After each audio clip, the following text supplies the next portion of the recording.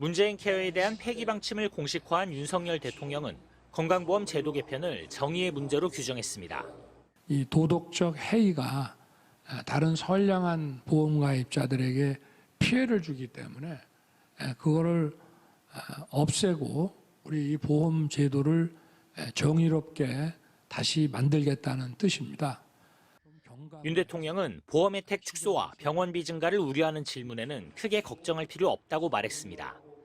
그러면서 중증 질환과 필수 의료 지원은 유지하고 의료 쇼핑과 과잉 진료로 인한 손실을 막는 데 초점을 맞추겠다고 했습니다. 국민의힘은 문재인 케어 탓에 2028년이면 건보 재정 고갈이 예측된다며 문재인 전 대통령만 생색낸 나쁜 정책이라고 비판했습니다. 인기만 얻고 권력만 유지할 수 있다면 나라 곳간이나 다음 세대는 전혀 생각하지 않은 정권이 문재인 정권이었습니다. 하지만 민주당은 문재인 정부 시절 건강보험 재정 수지가 2021년 흑자로 전환됐다며 재정 파탄 주장은 가짜뉴스라고 반박했습니다. 또 국민들의 의료비 부담을 덜기 위해 재정을 투입하는 건 국가의 책무라고 강조했습니다. MRI 초음파 검사 지원을 통해 질병을 초기에 발견하고 사전에 예방하는 데 큰 도움을 주었습니다.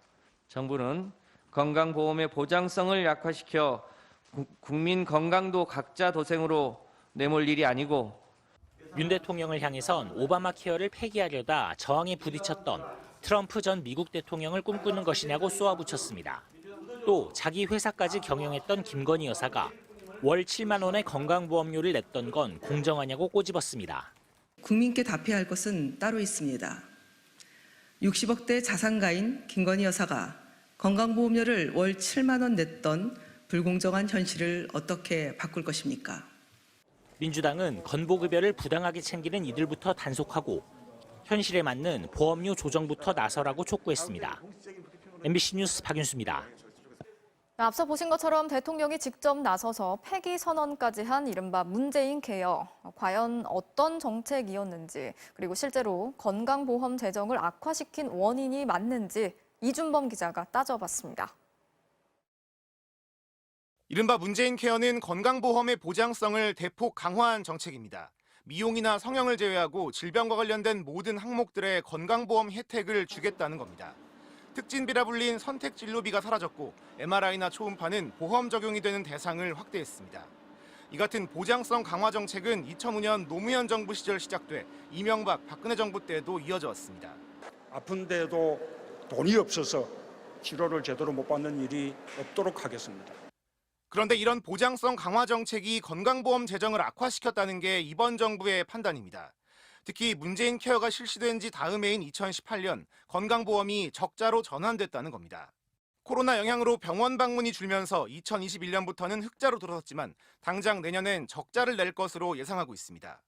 불필요한 의료 남용과 같은 부작용도 초래하여 건강보험 재정에 큰 부담으로 작용하고 있습니다. 정부는 과잉 검사가 이루어진 MRI와 초음파의 건보 적용 기준을 다시 강화하기로 했습니다.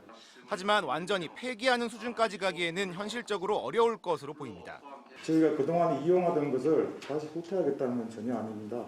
다만 이 재정 누수 요인은 철저하게 좀 관리 점검을 해서 재정은 효율화하겠다는 방향이고요. 또 건강보험 재정 악화 해법을 과잉 진료비에서 찾는 건 적절하지 않다는 의견도 나옵니다. 전체 재정 규모에서 차지하는 비중이 극히 일부라는 겁니다. 전체 재정 규모가 100조인데 재정 파탄이 나서 건강보험이 망한다고 얘기를 하면서 대안으로 내놓는 건 2천억을 줄이겠다고 하면 그게 앞뒤가 안 맞는 얘기죠.